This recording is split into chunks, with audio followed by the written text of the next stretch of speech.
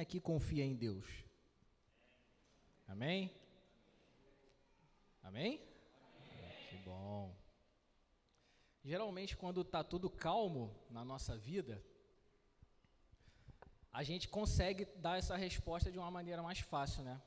Nós confiamos em Deus, claro que nós confiamos em Deus.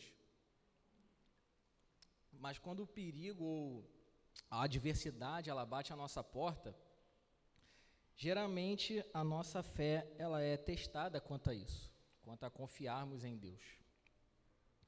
E foi exatamente isso que aconteceu com o rei Acais, como a gente vai ver no texto de hoje. Em Isaías 7, o relato histórico é que Judá estava sendo ameaçada por dois reis poderosos, pelo rei de Israel e pelo rei da Síria. E o texto vai descrever que Acais, não só Acais, mas todo o povo de Judá e de Jerusalém, eles tiveram um medo. E era um medo real e um medo humano, um medo de serem assolados como nação. Mas Deus, na sua misericórdia, ele envia Isaías com uma mensagem a Acais. E Deus está dizendo a Acais assim: Acais, fica tranquilo, eu estou no controle, confia em mim. E Deus até chega a oferecer um sinal a Acais, para ele provar da confiança e da segurança em Deus. Mas a incredulidade de Acais, que é disfarçada com piedade ou com uma falsa espiritualidade, diz para Deus assim: Deus, não preciso do sinal, está tudo bem. Só que essa renúncia ao sinal de Deus revela que, na verdade, Acais não tinha confiança, mas ele tinha o oposto disso. E a falta de confiança, ela é revelada na incredulidade. Acais, ele aparentemente poderia estar dizendo: não, Deus, está tudo tranquilo, eu confio no Senhor. Mas ele acaba revelando que ele não confiava em Deus. E ele decide se manter seguro, por assim dizer, com uma aliança política e militar com o rei da Assíria. E é importante a gente conseguir entender bem essa diferença entre Síria e Assíria, tá? São duas nações diferentes. Mas Deus, ele ainda assim envia um sinal a Acais. Mesmo Acais rejeitando o sinal de Deus, Deus envia um sinal a Acais. E a gente vai ver que essa aliança de Acais com o reino da Assíria trouxe destruição, idolatria e graves consequências ao povo de Judá. Então, as crises, elas geralmente revelam quem nós somos e onde está a nossa confiança. Então, vamos ao texto, Isaías capítulo 7, do verso 1 ao 17. Nos dias em que Acais, filho de Jotão, filho de Uzias, era rei de Judá, Rezim, rei da Síria, e Peca, filho de Remalias, rei de Israel, subiram a Jerusalém para lutar contra ela, mas não conseguiram conquistá-la. Quando informaram a casa de Davi que a Síria estava aliada com Efraim, o coração de Acais e o coração do seu povo ficaram agitados, como se agitam as árvores do bosque com o vento. Então o Senhor disse a Isaías: vá agora com seu filho Sear-Jasub, encontrar-se com Acais, que está na outra extremidade do aqueduto do tanque superior, junto ao caminho do campo do lavandeiro. Diga-lhe o seguinte: tenha cuidado e fique calmo. Não tenha medo, nem fique desanimado por causa desses 2 tocos de lenha fumegante, por causa do furor da ira de Rezim e da Síria e do filho de Remalias. Porque a Síria, Efraim e o filho de Remalias resolveram acabar com você, dizendo: vamos atacar e amedrontar o reino de Judá. Vamos conquistá-lo para nós e fazer reinar no meio dele o filho de Tabeal, ou Tabeel. Assim diz o Senhor Deus: isso não tem nenhuma chance de acontecer. Porque a capital da Síria é Damasco, e o cabeça de Damasco é Rezim. e dentro de 65 anos, Efraim será destruído e deixará de ser povo. A capital de Efraim é Samaria, e a cabeça de Samaria é o filho de Remalias. Se vocês não crerem, certamente não permanecerão. E o Senhor continuou a falar com Acais, dizendo: peça ao Senhor seu Deus um sinal, quer seja embaixo nas profundezas ou em cima nas alturas. Acais, porém, disse: não pedirei, nem tentarei o Senhor. Então Isaías disse: agora escute, ó casa de Davi. Será que não basta vocês abusarem da paciência dos homens? Querem abusar também da paciência do meu Deus? Portanto, o Senhor mesmo lhes dará um sinal. Eis que a virgem conceberá e dará à luz um filho, e lhe chamará Emanuel. Ele comerá manteiga e mel, quando souber desprezar o mal e escolher o bem. Na verdade, antes que este menino saiba desprezar o mal e escolher o bem, a terra daqueles 2 reis, que você tanto teme, será abandonada. Mas o Senhor fará vir sobre você, sobre o seu povo e sobre a casa de seu pai, dias tais como nunca houve, desde o dia em que Efraim se separou de Judá. Ele fará vir o rei da Assíria. Então, para entender esse texto, a gente precisa entender o contexto histórico. Não tem como entender Isaías 7 sem entender a história por trás de Isaías 7. Vamos lá no verso 1 de novo. Nos dias em que Acais, filho de Jotão, filho de Uzias, era rei de Judá, Rezim, rei da Síria, e Peca, filho de Remalias, rei de Israel, subiram a Jerusalém para lutar contra ela. Então, no início do reinado do rei Acais, esses 2 reis, o rei da Síria e o rei de Israel, eles se aliaram numa aliança político-militar para forçar Acais a se aliar a eles contra o reino da Assíria. Porque a Assíria já havia dominado muitos territórios ao norte, e eles temiam que o poderio do império da Assíria poderia tomar a Síria, o reino de Israel ao norte, e consequentemente tomaria o reino de Judá ao sul. Então o que eles fazem? Fazem uma aliança militar. E eles dizem assim: vamos nos juntar e vamos subir contra Acais, contra Jerusalém e o reino de Judá, e vamos forçá-lo, por meio do medo, a se juntar a nós. Porque se Judá se unisse a Israel e a Síria, eles fariam uma aliança e uma força político-militar que poderia fazer frente ao império da Assíria. E alguns anos antes, esses 2 reinos, tanto Israel quanto da Síria, já haviam praticado uma avançada contra o reino de Judá. E desde o ano 740 a.C., o rei assírio Tiglat-Pileser, ele já ameaçava toda a região da Palestina. Então, as cidades de Damasco e a cidade de Damasco na Síria e Samaria em Israel, elas já estavam pagando tributos à Assíria. Então, já existia um certo domínio da Assíria, uma certa influência sobre esses 2 reinos. Só que o que eles não queriam era ser totalmente assolados pelo Império Assírio. Então, o que eles pensam? Vamos fazer uma união, uma coalizão, vamos unir forças e vamos nos preparar para lutar contra a Assíria. Então, eles vão caminhar nisso. Mas, 2 Reis 16:7, mostra que Judá, ele preferiu estar sobre uma administração assíria do que formar uma aliança com Israel e com a Síria. E tudo isso muito por conta já de uma primeira invasão desses 2 reinos a Judá. Então ele fala assim: esses 2 já tentaram uma invasão, já mataram um monte de homens, já levaram um monte de gente cativa. Eu não vou fazer uma aliança com eles, não. Eu vou fazer uma aliança com a Assíria, porque pelo menos eu estou pagando uns tributos, mas o povo está em paz. Então Acais ele não responde de forma favorável a essa proposta de união com a Síria e com Israel. E por isso vai surgir o plano, como eles falam aqui, vamos subir a Jerusalém para lutar contra ela. Mas Isaías, de forma antecipada, ele já dá o desfecho dessa história em relação a esses dois reinos. Ele diz aí no finalzinho do verso 1, mas não conseguiram conquistá-la.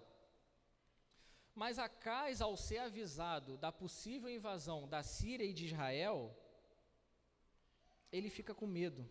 Olha o verso 2. Quando informaram a casa de Davi que a Síria estava aliada com Efraim, o coração de Acais e o coração do seu povo ficaram agitados, como se agitam as árvores do bosque, como o vento. Quando Acais fica ciente da ameaça que estava vindo do norte, automaticamente ele relembra da primeira tentativa de invasão, ou até de uma invasão bem-sucedida dos reinos do norte, e eu imagino Acais parando e pensando, de novo não. Já não basta a destruição do primeiro ataque, já não basta o número de mortes no primeiro ataque, já não basta o número de pessoas que foram levadas presas e cativas no primeiro ataque. Então Acais fica com medo, e toda a casa de Israel também responde a esse medo. Mas aí Isaías vai surgir na história, e no verso 3 a gente vê, então o Senhor disse a Isaías, vá agora com seu filho Sear-Jasub, encontrar-se com Acais, que está na outra extremidade do aqueduto do tanque superior, junto ao caminho do campo do lavandeiro. Então Isaías é instruído por Deus a se encontrar com Acais fora do palácio.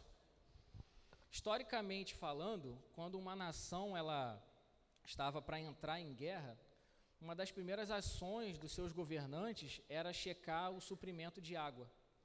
Então os historiadores acreditam que Acais estava lá no aqueduto do tanque superior para já fiscalizar e fazer ali um levantamento de como estava o abastecimento de água de Judá, para saber se eles teriam problemas hídricos caso entrassem numa possível guerra contra esses dois reis.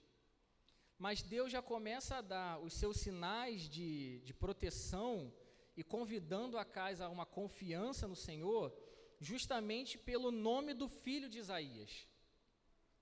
Sear-Jasub, numa tradução literal, significa um remanescente retornará.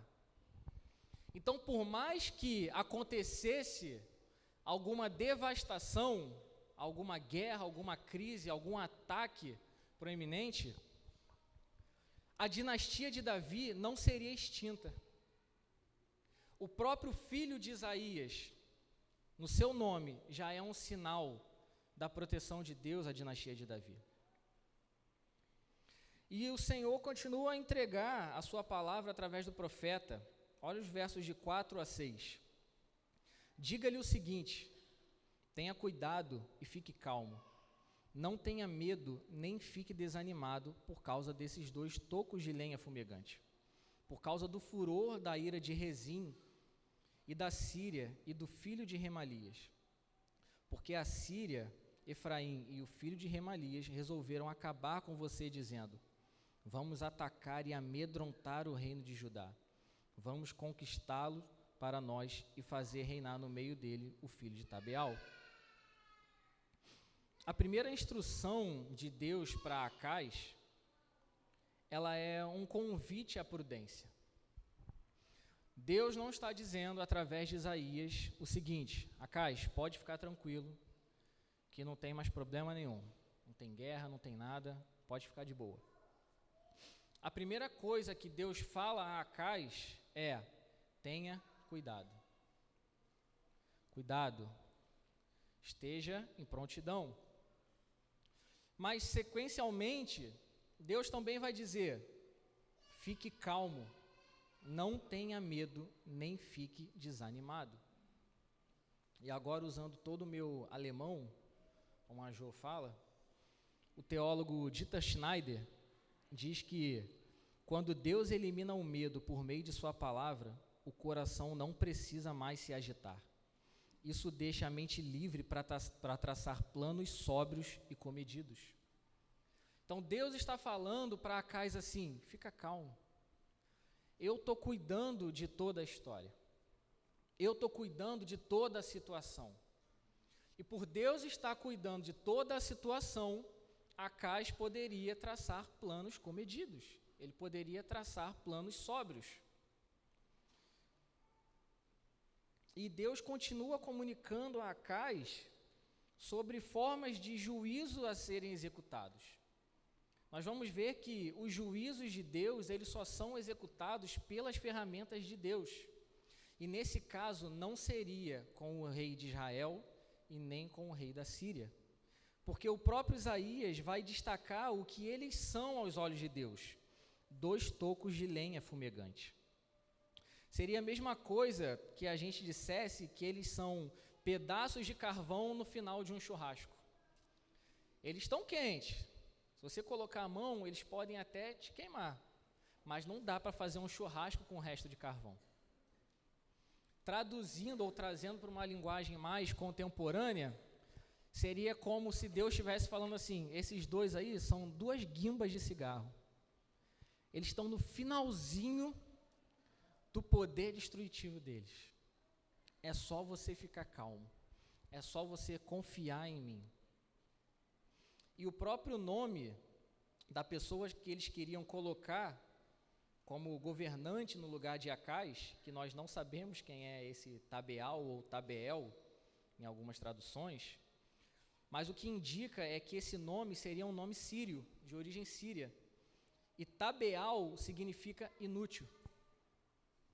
Então, Deus já começa sinalizando com o filho de Isaías, que significa um remanescente. E ele vai dizer que aqueles que eles querem colocar no lugar de Acais é alguém inútil, é alguém que não vai prosperar nos seus planos, porque Deus já definiu a segurança. E Isaías vai seguir dizendo, versos 7 a 9, assim diz o Senhor: isso não tem nenhuma chance de acontecer, porque a capital da Síria é Damasco, o cabeça de Damasco é Rezim, e dentro de 65 anos Efraim será destruída e deixará de ser povo. A capital de Efraim é Samaria, e o cabeça de Samaria é o filho de Remalias. Embora os 2 reis tenham planos contra Judá, Deus também tem os seus planos definidos.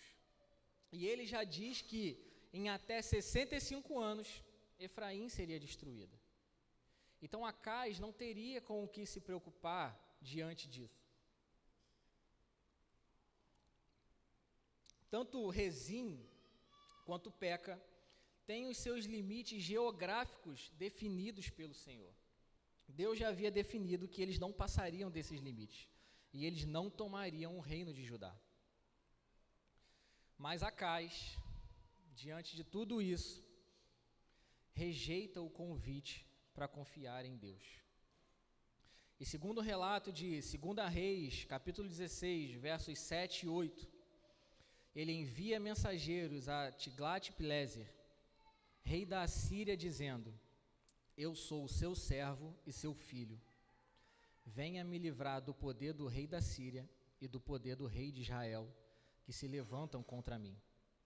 E ainda pegou a prata e o ouro que havia na casa do Senhor e nos tesouros do palácio real e mandou de presente ao rei da Assíria. A falta de confiança de Acais em Deus revelou algo muito mais profundo que o medo. Revelou a incredulidade de Acais. E olha a continuação do verso 9. Se vocês não crerem, certamente não permanecerão. Sem confiança não há permanência. Tem um trocadilho no texto hebraico aqui, que diz que se Judá não se apegasse ao seu Deus, perderia o seu domínio. É como se Deus estivesse dizendo a Acais: se você não se fortalecer, e não se fortalecer em mim, não será confirmado. Em outras palavras, Deus está dizendo: ou você vive pela fé, ou você não vive. O teólogo John Oswalt vai dizer que só através da confiança na veracidade presente e última de Deus é possível alguma segurança real. Outro teólogo, alemão também, para ajudar na pronúncia, é Hans Wildenberg, que diz que o que se exige de Acais é muito mais do que uma confissão formal de fé no Senhor. A fé é uma postura de tranquila confiança que conta com a realidade da fidelidade de Deus. O problema de Acais não era não crer na existência de Deus. Ele cria na existência de um Deus. O problema era que Acais não cria na palavra de Deus. A própria palavra de Deus não gerava segurança a Acais, de que ele não precisava fazer alianças políticas humanas. Judá, ela estava de forma intensa, imergida em pecados, em idolatria, em cultos pagãos, e muito disso por conta do próprio Acais, que quando se torna um vassalo da Assíria, abre espaço para cultos pagãos, abre espaço para uma administração religiosa da Assíria sobre Judá. Mas mesmo assim, a queda de Judá foi por causa da incredulidade de Acais. E Deus tenta levar Acais à confiança através de um sinal oferecido pelo próprio Deus. Olha aí os versos 10 e 11. O Senhor continuou a falar com Acais, dizendo: peça ao Senhor, seu Deus, um sinal, quer seja embaixo nas profundezas ou em cima nas alturas. Deuteronômio 6,16 vai dizer que nós não devemos tentar a Deus. Mas Deus diz a Acais: Acais, está liberado. Pode pedir um sinal. Eu estou te autorizando. E não tem nem limite. Quer um sinal nas profundezas? Pode pedir. Quer um sinal nas alturas? Pode pedir também. O sinal que você pedir, eu vou te responder. Mas a resposta de Acais parece ser muito cheia de piedade e espiritualidade. Ele diz ao Senhor: não pedirei, nem tentarei ao meu Senhor. Olhando de forma rápida, a gente tem Acais como um exemplo. Não, o cara está sendo bíblico. O Senhor disse que não deveriam tentar a ele. Não deveriam pedir nenhum tipo de sinal que comprovasse a sua existência e o seu poder. Mas o próprio Deus fala para Acais: pode pedir, está autorizado. E a resposta aparentemente piedosa, revestida de piedade, de uma alta religiosidade, só era uma máscara, só era uma capa. Lembra daqueles desenhos de antigamente? Que o personagem vinha, aí ele fazia alguma coisa, aí de repente ele tirava assim uma capa, e era uma ovelha e saía um lobo de dentro da capa da ovelha, ou o Scooby-Doo. Era assim. Acais estava vestindo uma capa de piedade, mas por dentro, no coração dele, o que tinha era incredulidade, era falta de confiança no Senhor. A verdade é que, ao recusar o sinal oferecido por Deus, Acais estava dizendo que ele não queria crer em Deus. Porque se Acais tivesse crido em Deus e tivesse confiado em Deus, de alguma forma ele estaria submisso e preso à própria palavra do Senhor. E posteriormente ele não poderia fazer nada diferente disso. Acais não queria ficar preso com Deus. O estudioso George Forer vai dizer que Acais deve ter temido que um sinal desse tipo o comprometesse, já que ele não cria de verdade. Ele não queria que isso se tornasse uma obrigação para ele no futuro. Ele continua sendo o velho homem que busca garantias humanas e não confia na onipotência de Deus. Em seu livro A Salvação de Jeová, o autor Alfred Martin diz que a ação de Acais diante da rejeição do sinal foi como um rato mandando chamar um gato para o ajudar a combater outros 2 ratos. Imagina, vamos lá no desenho de novo. Imagina o desenho do Tom e Jerry. E aí o Jerry chama o Tom para ajudar ele contra outros 2 ratos. É muita ousadia e falta de confiança, né? Porque fica imaginando a mente do Tom, que é o gato. Ele é o rival do Jerry. Se ele pega outros 2 ratos, o que garante ao Jerry que o Tom não vai pegar ele? Ele já está até perto ali. Imagina eles fazendo uma reunião. Não, vamos fazer isso, isso e isso. Aí você chama os 2 ratinhos aí para um almoço, eu vou lá e pego eles na entrada. Filho. E aí o Jerry, não, beleza, vamos lá. Aí depois o Tom pega os 2 ratinhos e de sobremesa, né? Esse aqui está sobrando também, vem também, pô. Acais estava fazendo isso.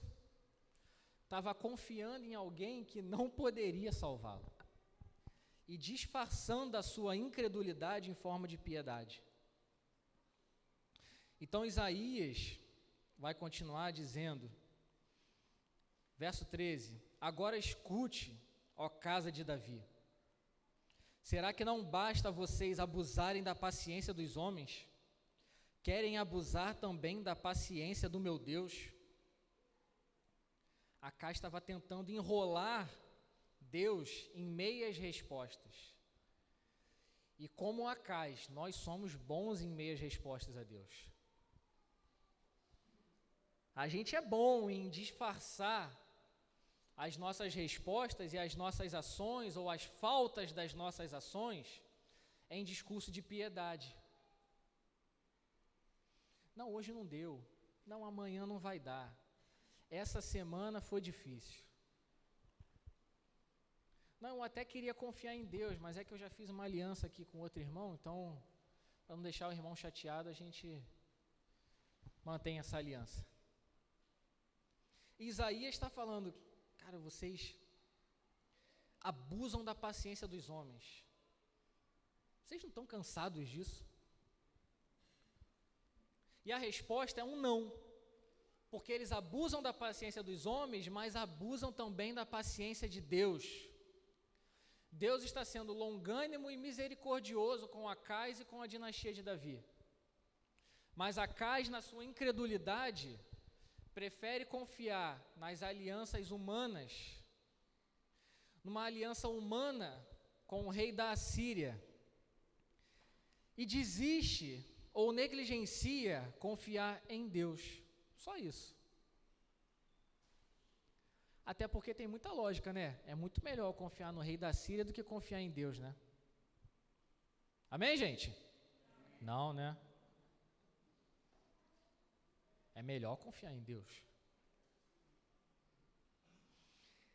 E Deus começa a ficar um pouco saturado. Ele vai se saturando da resposta de Acais. Olha, você está se mostrando muito piedoso. Mas o que tem no teu coração não é piedade. O que tem no teu coração não é devoção. O que tem no teu coração é incredulidade. A aliança de Acais com a Síria não é porque ele queria ficar bonzinho diante do rei da Síria. É porque ele não confiava em Deus. É porque ele não queria se submeter a Deus e a sua palavra.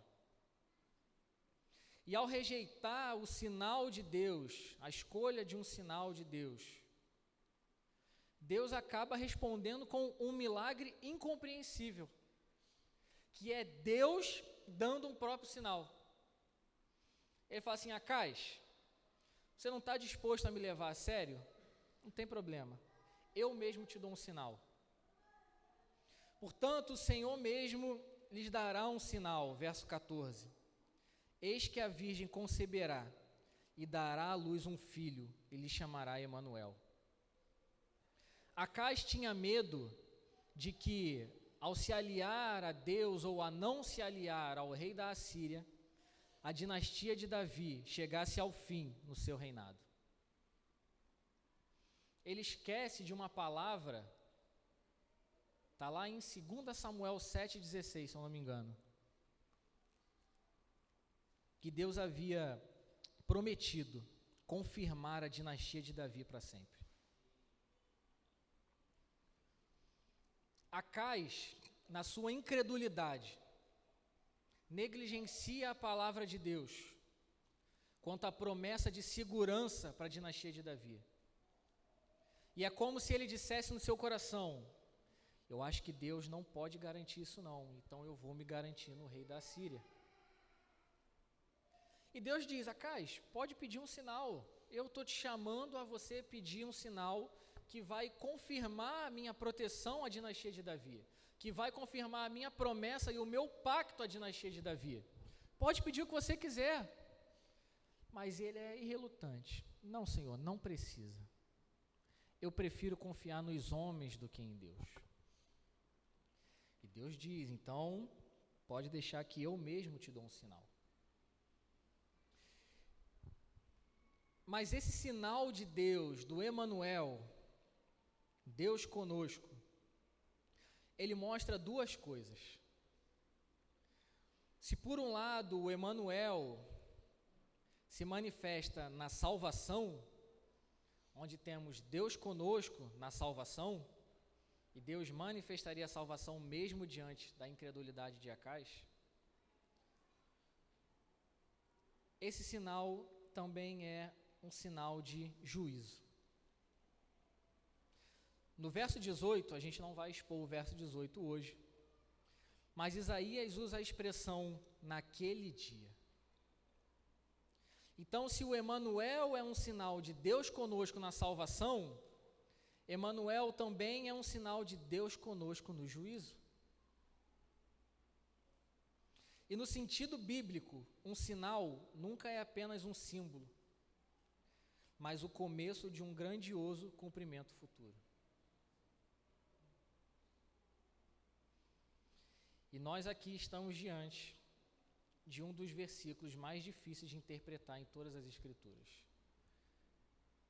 E é, às vezes, confrontador quando a gente está estudando para um sermão, e quando a gente chega em determinado versículo e o autor, o teólogo, o estudioso, ele vai dizer assim: esse é um dos versículos mais difíceis de interpretar na Bíblia. Às vezes chega a dar uma tremedeira, fala assim: meu Deus, se eles não estão conseguindo definir, o que será de mim?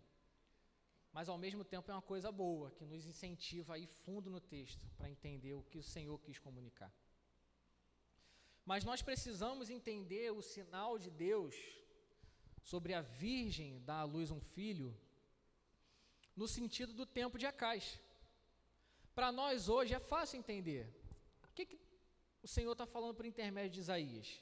Que a virgem conceberia e daria à luz um filho e lhe chamaria Emanuel. Para nós hoje, como que a gente aplica isso? Jesus. Jesus é o Emanuel, que é o Deus conosco. Mas Emanuel aqui não é um nome, Emanuel é um título. Jesus não se chama Emanuel. Jesus se chama Jesus. E é difícil interpretar esse texto de forma exata por conta da palavra que Isaías escolhe usar. Como que Acais entenderia isso como um sinal para os seus dias? Como que isso faria sentido na mente de Acais e do povo de Judá? E a maior dificuldade para entender isso é por causa da palavra virgem. Virgem, a palavra em si, no hebraico, ela é traduzida como betulá, né? Que é referente a uma mulher que nunca teve relação com o homem. Mas Isaías não usa a palavra betulá. Isaías usa a palavra almá. E almá é uma palavra que ela significa uma mulher jovem que não teve relações com o homem, mas na idade de casar. Então, a ênfase de Isaías na palavra almá, no seu significado, não está na virgindade da mulher, mas na idade dela de casar. Então, se ela está na idade de casar, logo ela está próximo da idade de ter um filho. E esse é um sinal para Acais. Nós não temos nenhuma base bíblica ou histórica para dizer que alguma outra mulher teve uma concepção de forma virginal. E a gente também não quer impor isso ao texto. Mas pela própria escolha da palavra de Isaías, a gente vê que a ênfase não está na virgindade da mulher, mas na proximidade do tempo do casamento. O que seria mais ou menos por volta dos 15 anos, ali naquele tempo. E essa criança que nasceria, ela seria uma espécie de um calendário vivo entre os homens. Olha os versos 15 e 16. Ele comerá manteiga e mel, quando souber desprezar o mal e escolher o bem. Na verdade, antes que este menino saiba desprezar o mal e escolher o bem, a terra daqueles 2 reis que você tanto teme será abandonada. Desprezar o bem e escolher ao mal, para o judeu, está no período ali de um jovem de 13 anos. O que hoje a gente conhece como bar mitzvah. É uma cerimônia judaica que celebra a maioridade religiosa de um menino, justamente aos 13 anos. Então, o que Isaías pode estar querendo dizer é que, até esse menino chegar aos 13 anos de idade, aqueles 2 reis já vão ser abatidos. Só que essa mulher, ainda virgem, não pode ser qualquer mulher. Como é que Acais saberia do nascimento de qualquer criança que seria um tipo de um calendário vivo para eles? Os estudiosos acreditam que essa mulher que Isaías está falando é alguém muito próximo a Acais. Alguma irmã, alguém do grau de parentesco do próprio Isaías, que estaria próximo dele e que serviria de forma de calendário ao povo. Acais rejeitou o sinal de Deus, rejeitou pedir um sinal ao Senhor, mas Deus dá o sinal. Deus continua fiel à aliança com Davi. A criança, antes que conseguisse chegar nisso, seria um sinal de que Deus estaria cumprindo o seu plano de promessa e segurança. E comerá manteiga e mel pode estar remetendo a um tempo de dificuldade. Porque manteiga e mel é uma alimentação de base animal. E boa parte da alimentação naquela época vinha da agricultura. Então lembra quando Deus dá o primeiro sinal a Acais, o primeiro aviso, fala assim, olha, tenha cuidado. Deus não está dizendo que vai ser tudo muito fácil, mas Ele está dizendo que Ele está garantindo a continuidade do reinado de Acais, ou da dinastia de Davi.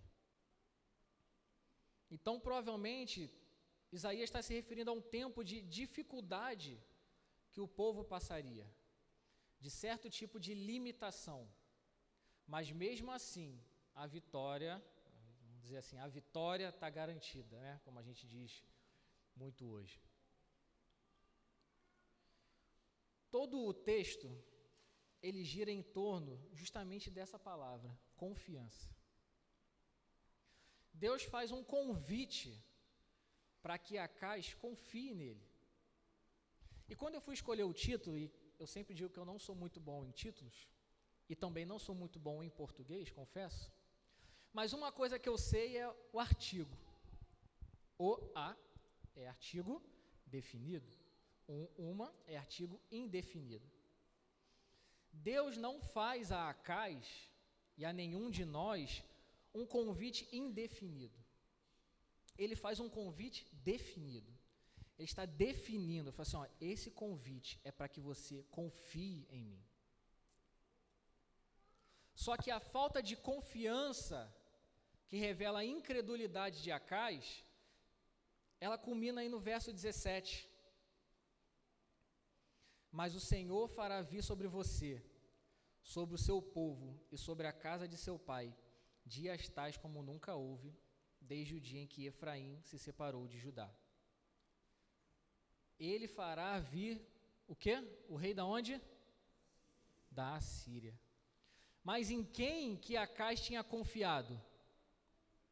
No rei da Assíria. Aquilo que Acais depositou confiança, se volta contra ele. Deus cumpre a sua promessa. O menino nasce.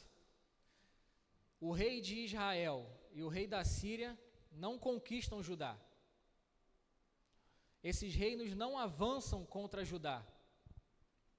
Passam 65 anos e a promessa de Deus se cumpre, e Judá se mantém em segurança contra eles. Mas após esse tempo, o que se volta contra Judá? A Assíria.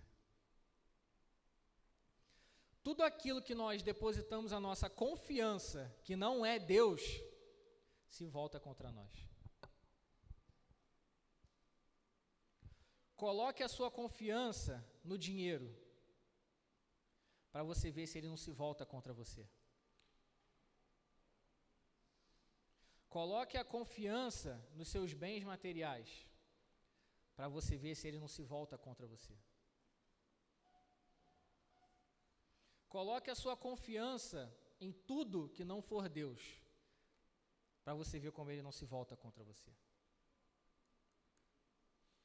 Deus tinha dado a Acais a oportunidade de confiar nele.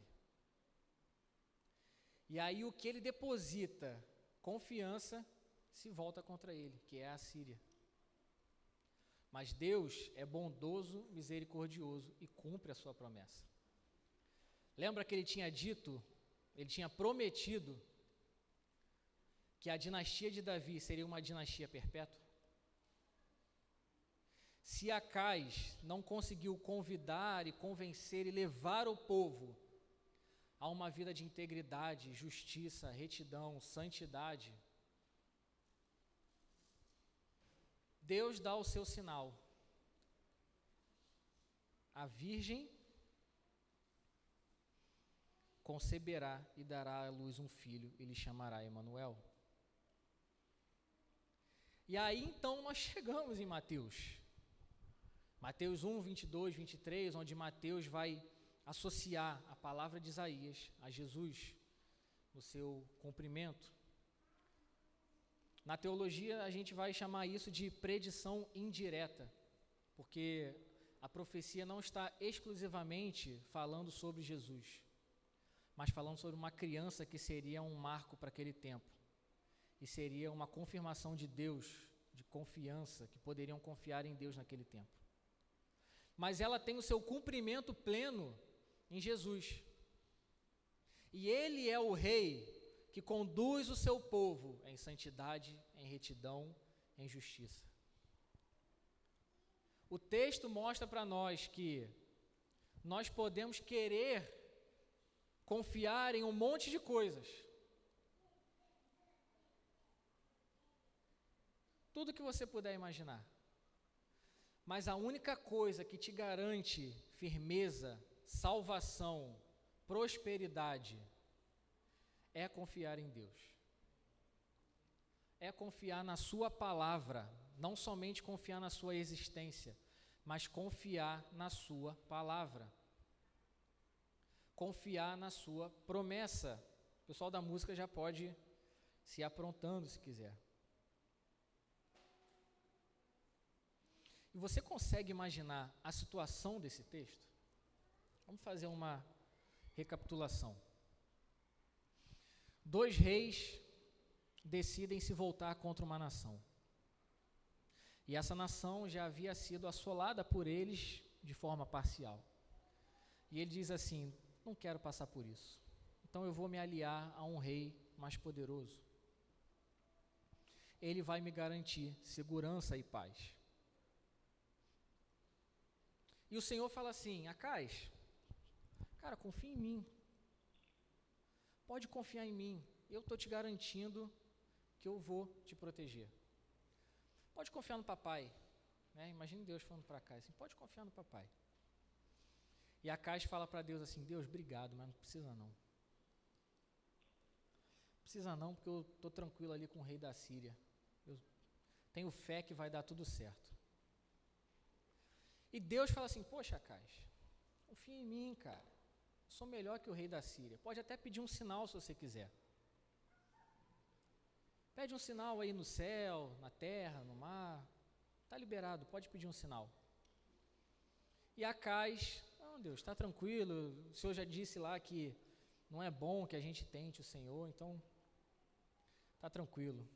Deus fala: Acais, cara, você não quer confiar em mim. A sua falta de confiança, Acais, não é segurança em outro lugar, é falta de fé em mim. Acais, você é um incrédulo. Mas mesmo você sendo um incrédulo, eu vou te dar um sinal. A criança que vai nascer daqui a alguns anos, ela é uma prova viva de que esses dois reis não vão prevalecer contra Judá. Mas mesmo assim, fica sabendo que aquele que você depositou a sua confiança, um dia vai se levantar contra você. Mas Deus também quer que Acais fique sabendo que a sua promessa é perpétua.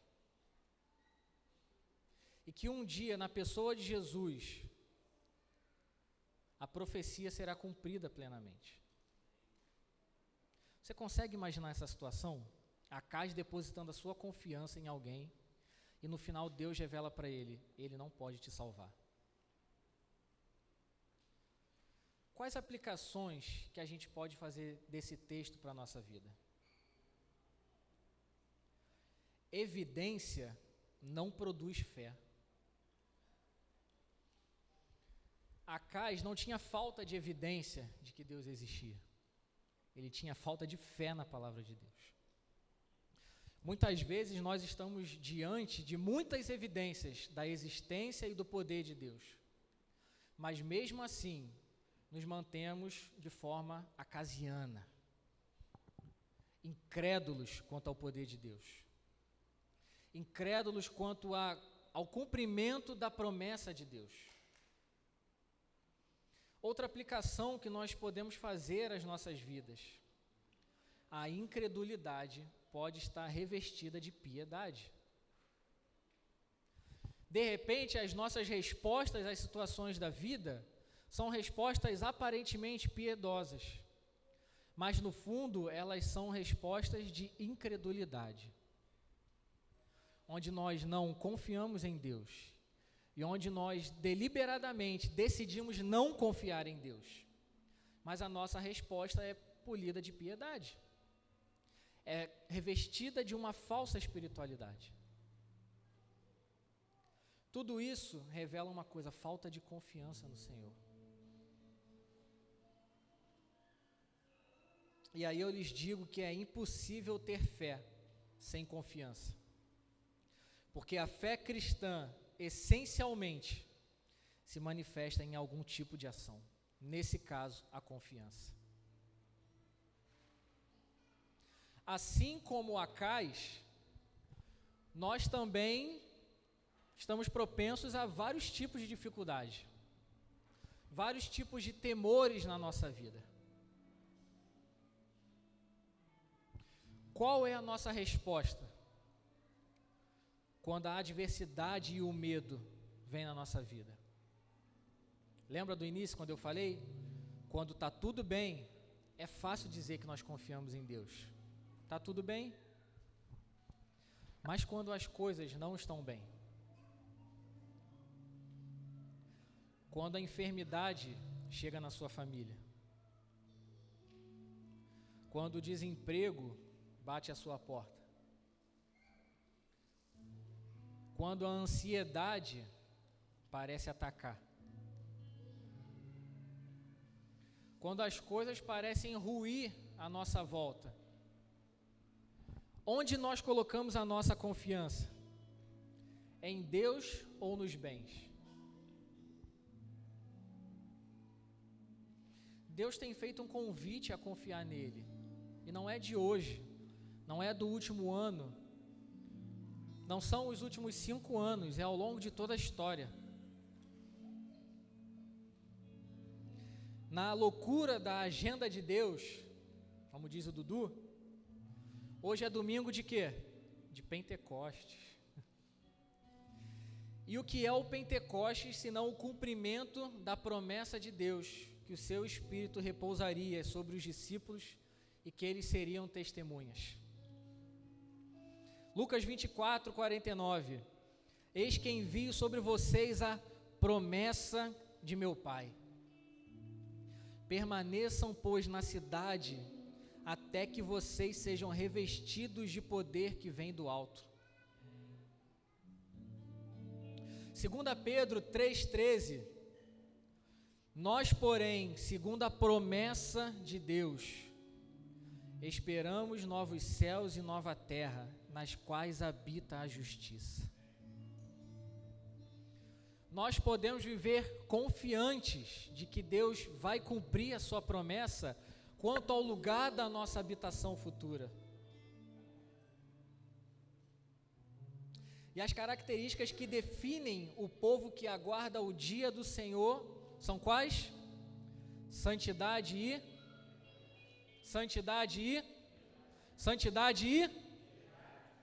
piedade verdadeira, genuína. E ninguém pode viver assim, em santidade e piedade, sem confiar em Deus. Hebreus 11:6. De fato, sem fé é impossível agradar a Deus, porque é necessário que aquele que se aproxima de Deus creia que Ele existe e que recompensa os que o buscam. É impossível ter uma vida genuína com o Senhor, sendo incrédulo, sendo alguém que não confia em Deus, na sua palavra e nas suas promessas. João 14, verso 1, que o coração de vocês não fique angustiado. Vocês creem em Deus, creiam também em mim.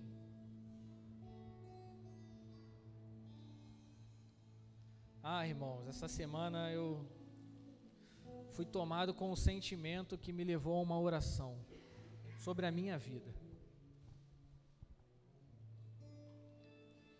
Que Deus me livre e nos livre das amarras da autossuficiência humana,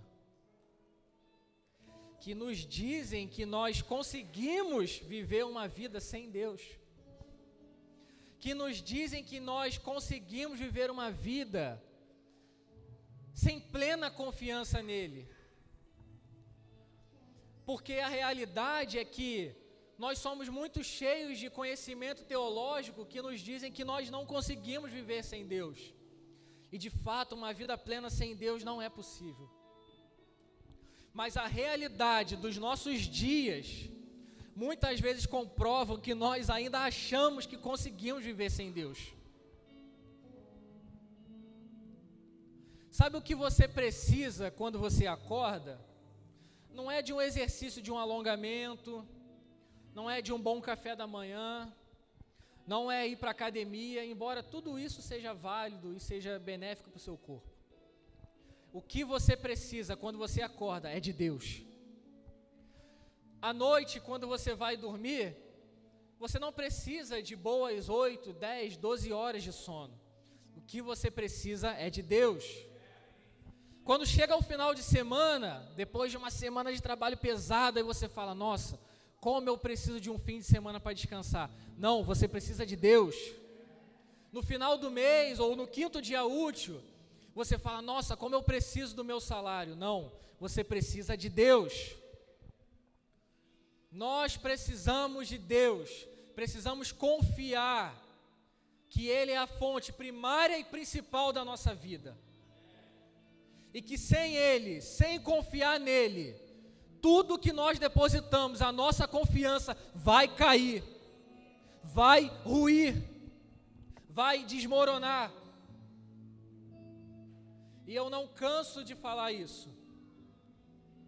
Muitos, a maioria, num dia vão chegar diante de Deus e apresentar os seus bons trabalhos.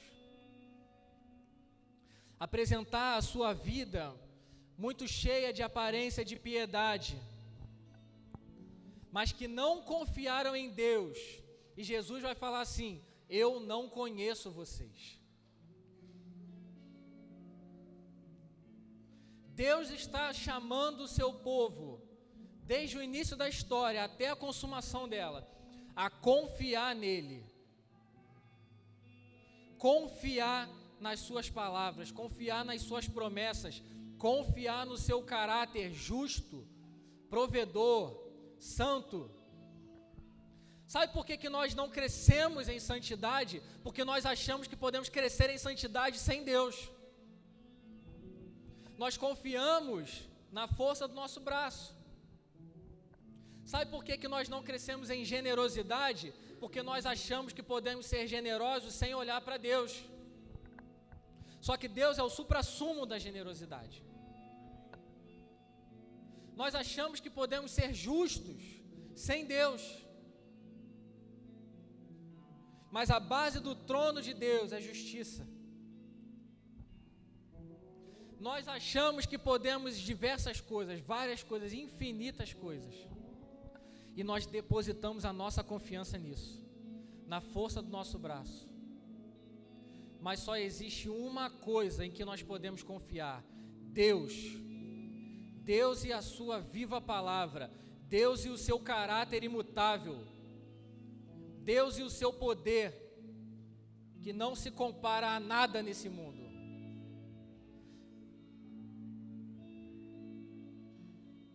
O diabo não é um adversário, um rival de Deus. Porque se Deus lutasse contra o diabo, Deus seria injusto. Porque não dá nem para ele fazer cosquinha em Deus. Deus é um Deus justo, santo e confiável, mesmo diante das dificuldades. Por isso, irmãos, o que Deus estende para nós hoje é o convite à confiança, não um convite à confiança. Os convites à confiança, eles aparecem aos montes. Dinheiro, saúde, carreira, família. Mas Deus estende a nós um convite, o convite específico, a confiar nele, no seu caráter, nas suas promessas. Então que o Espírito do Senhor possa nos confrontar quanto a confiar em Deus com as nossas vidas, confiar no caráter imutável de Deus. Um dia nós estaremos com Ele, desfrutando plenamente de quem Ele é. Ele está nos convidando: confie em mim. Confie em mim. Nós não precisamos temer as adversidades, nós não precisamos temer as doenças, não precisamos temer as crises financeiras. Nós precisamos confiar em Deus. Precisamos elevar os nossos corações em confiança àquele que pode resolver as nossas situações. E se Ele não resolver, ainda assim Ele é digno de confiança. Porque o maior conflito do ser humano é algo que nós não podemos resolver, mas Ele fez, que é a questão da salvação. Nós não podemos nos salvar e nada nesse mundo, além de Deus, pode nos salvar. Que nós vivamos uma vida de confiança plena no Senhor.